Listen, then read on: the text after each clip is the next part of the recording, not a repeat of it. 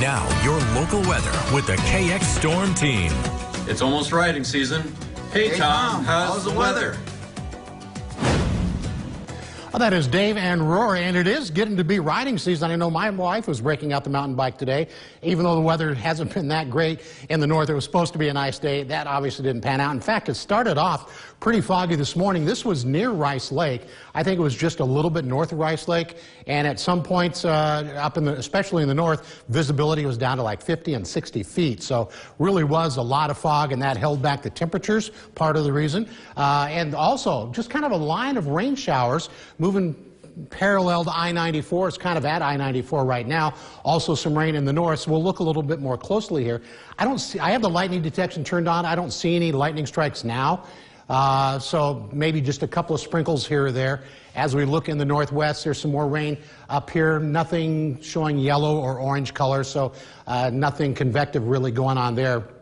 So not getting any lightning strikes now, but there certainly could be some over the weekend. We'll probably see that a little more easily on the precision cast forecast model just a little bit. Now the weekend is here, and it's rather chilly up on Highway 2. Devil's Lake and Grand Forks still in the 30s.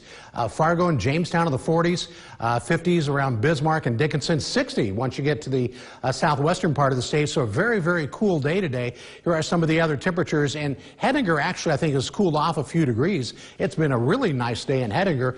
40s and 50s pretty much elsewhere in the northern part of the state, 30s to the northeast, and Watford City right in the heart of the Bakken at 46 degrees.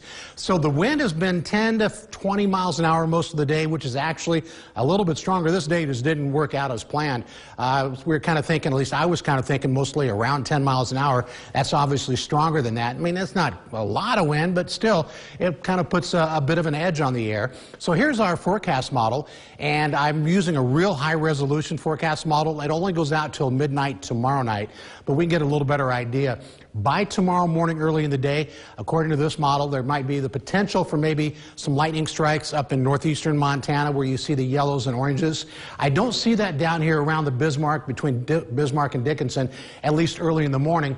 But you'll notice here's another chance, according to this forecast model, that there might be some showers and maybe some lightning strikes.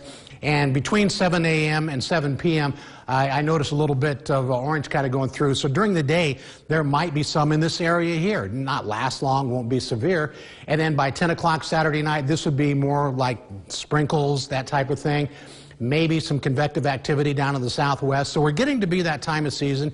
It's still too early to really worry about severe weather, but we could get some rumbles of thunder, maybe a lightning strike here or there.